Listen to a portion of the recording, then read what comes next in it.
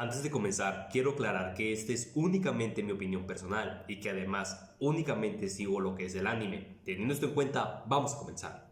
¿Por qué no abandonar toda esperanza al encontrarse frente a él? ¿Por qué se esfuerzan tanto en creer que pueden salvarnos? Puedo ver las ciudades destruidas, el mar de sangre, la raza humana condenada a morir por el capricho de un simple mortal, el cual está jugando el papel de ser Dios. Estas son las preguntas que me hacían mientras veía el final de esta saga. ¿Cómo es que un grupo de individuos sin más que el poder de la esperanza se atreven a hacerle frente a un ser como Eren? Esto es algo que para mí nunca tuvo sentido.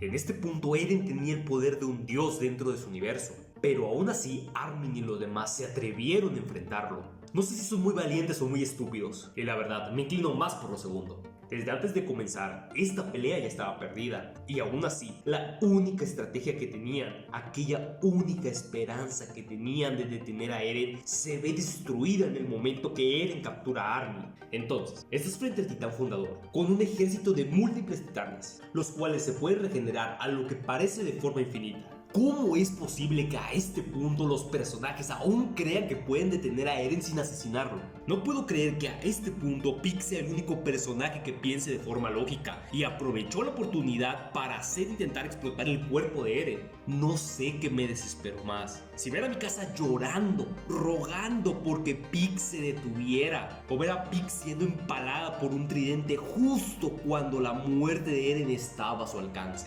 La situación solo empeora cada vez más. No solo deben de enfrentarse a Eren, sino también a los titanes anteriores de cada generación. Simplemente, en el momento que vi que Eren podía generar al titán colosal en su espalda, perdí la fe. Era imposible que el equipo de Armin derrotara a un monstruo como Eren. Por Dios, si hasta los propios personajes habían perdido la esperanza. Por cualquier lado que lo vieran, no me daban ni una sola razón para creer que Armin y su equipo podrían detener el retumbar. Ya ni siquiera asesinar a Eren, sino el simple hecho de contenerlo era imposible. Es más, lo único que me mostraban era cuán estúpido podría ser el ser humano. Estás en medio de una guerra, la mitad del mundo ha sido destruido y tienes un ser colosal frente a ti, el cual está decidido a acabar con tu nación. Y en vez de preocuparse por idear un plan para detener a Eren, los eldianos y marleanos se siguen peleando porque son incapaces de superar su historia de odio, incluso bajo una situación de vida o muerte como lo es el retumbar. Sin embargo, cuando el mundo estaba a punto de sumergirse en la oscuridad eterna, llega un pequeño rayo de luz, la última esperanza de la humanidad, aquel por el cual estoy dispuesto a agarrarme a ver por defenderlo del fandom. Es aquí que aparece Falco con su forma de guajolote macías y rescata a sus compañeros que estaban a punto de morir. La habilidad de volar de Falco me dio otra perspectiva del resultado de la pelea. Sin embargo, mientras Levi y los demás no se decidan en asesinar a Eren, poco o nada podría hacer contra él. Claro, Levi y los demás no podían seguir dándose el lujo de preocuparse por Eren. Y en mi mente no lo logro entender. ¿Por qué seguir permitiéndose ese lujo? ¿Por qué querer salvar a ese amigo que te traicionó, que te abandonó, que fue egoísta y formó sus ideales a costa del dolor del mundo, pero sobre todo del tuyo? Y aunque en un momento se dan cuenta de que la única forma de detener a Eren es asesinándolo, me sorprende ver cómo se entristecen, lloran y se lamentan por esta decisión, cuando Eren no tuvo piedad con ellos en ningún momento de la historia. Por otra parte, uno de los personajes que más me sorprendió a la hora del combate fue Pieck. ¿Quién diría que el titán carguero pudiera ser tan buen peleador? En especial cuando siempre se trató a este titán como uno de apoyo. Pero gracias a su velocidad, resistencia y capacidad regenerativa, Pieck pudo volver al combate una y otra vez, a pesar de que el cuerpo de su titán era destruido en cada ocasión. Sin embargo, por más titanes que destruyera, la situación no parecía que fuera a cambiar. El mundo no hacía más que sumergirse en la oscuridad. Una de las escenas que más me impactó fue la del bebé al borde del precipicio, una metáfora de lo frágil que es la vida y que en los momentos más oscuros, donde parece no haber salvación, siempre perdurará la esperanza. Y por más difícil que sea la situación, siempre habrá alguien que te tienda la mano. Y es aquí que tenemos este bebé, simbolizando la esperanza de un nuevo mañana, donde las futuras generaciones puedan sobrevivir a estos eventos. Sin embargo, a partir de este punto la historia me pareció algo difusa. El que escribió esta historia no dudo que estuviera marihuana. Tenemos a Armin en una dimensión astral reunida por la coordenada. Es este el lugar en el que Armin logra encontrarse de casualidad con Zeke. Y no solo él, sino que también se encontró las conciencias de algunos portadores del poder de Titán, que fueron amigos o conocidos de Armin, los cuales, después de la típica charla entre marihuanos sobre la vida, el querer ser y el bien y el mal, deciden apoyar en esta lucha a Armin para detener a Eren, lo cual no tiene ningún sentido. Elaboraron el personaje de Eren al punto de manejarlo como un dios dentro de la serie, el cual sus acciones están siendo respaldadas por otro dios. No tiene sentido que solo algunos portadores de repente tomaran conciencia y viendo que las acciones de Eren eran malas, decidieron detenerlo. Dejen que los muertos sigan muertos. Sí, es posible que la conciencia de estos sigan existiendo dentro de la coordenada, pero no que puedan cobrar un cuerpo físico para pelear. En primera, porque dichos cuerpos nacen a partir de la conciencia y el poder de Eren. Eso quiere decir que él podría detenerlos si quisiera. Simplemente era dejar de generar sus cuerpos. Intentan explicar que esto es gracias al poder de Zeke y que la fundadora Ymir dejó una conexión entre la conciencia de los portadores y el camino en la coordenada. Pero esto no tiene sentido.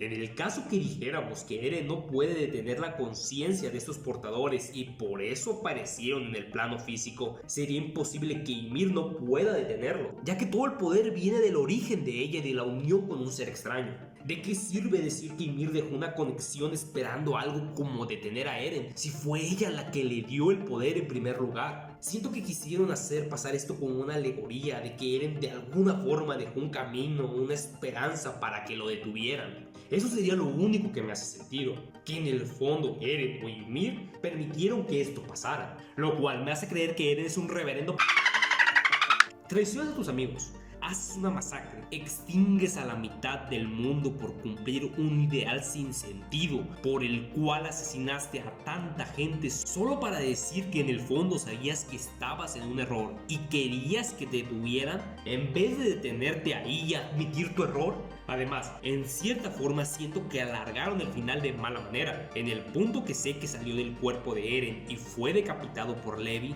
este debió ser el final. Entiendo que Eren se salvara para seguir peleando, pero no que dejaran abierta la posibilidad de recuperar la forma del titán fundador. Solo vean el miedo y la desesperación en los rostros de Armin y los demás, sabiendo que si de alguna forma Eren logra volver a activar su poder, esto sería el fin. El lado bueno es que pudimos ver a Gabi convertida en titán. No saben cómo disfruté esta escena. Sin embargo, después de un recuerdo, no, más bien un sueño bastante cruel, el cual nunca sucederá, donde Mikasa y Eren están juntos y tienen una vida feliz, esta recapacita y se da cuenta que en realidad es la única que puede acabar con Eren. En realidad esperaba que Mikasa tirara esa cochina bufanda como un símbolo de superación, de empoderamiento, pero al final siento que lo utilizaron como otra alegoría más tonta para dar sentido a la obra. El dolor, las tragedias, las incontables muertes fueron provocadas por el...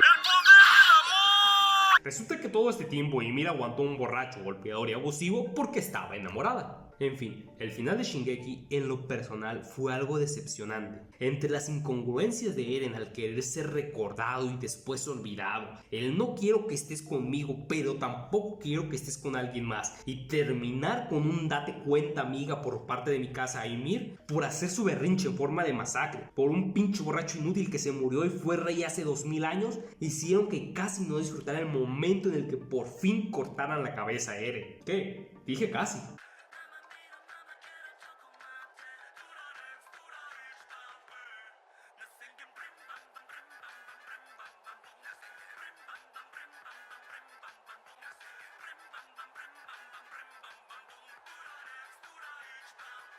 Pero al final, ¿qué obtuvieron de esto? Nada. La población mundial quedó reducida al 20%. Pero claro, al final, Eren logró su cometido. Logró que los eldianos y marleanos olvidaran sus diferencias. Solo tuvo que provocar una masacre y el odio comunal del resto del mundo para unir a su pueblo. Digo, ¿qué mejor forma de unir a tu pueblo que haciendo que el resto del mundo se una para acabar con ellos? Y dirás, todo esto acaba aquí, ¿verdad? Mikasa acaba de cruzar todo un continente a pie con la cabeza cercenada de su novio para enterrarlo en el árbol de su niñez. Y ya vimos la resurrección de Eren en forma de paloma. Es obvio que este es el final. Pues no, amigo. La cereza del pastel es la escena postcréditos. Vemos que en realidad la paz, el avance tecnológico y el desarrollo que tanto se esforzaron por conseguir, se va todo a la... ya que el pueblo de los Eldianos es destruido completamente, lo más probable por el resto del mundo, que consideraba al pueblo eldiano y marleano una amenaza. Al final, dentro de una ciudad en ruinas, vemos a un pobre niño perdido, a punto de ser atacado por un gusano del mal que seguramente se le meterá en la cola, para así darle poderes divinos y que conquiste el mundo o haga un berrinche y cause otra masacre. Lo que pase primero, al final, el que no conoce su historia está condenado a repetirlo. Pero ¿y tú? ¿Te gustó este arco? Déjame tu opinión en los comentarios. Muchas gracias, nos vemos, hasta la próxima.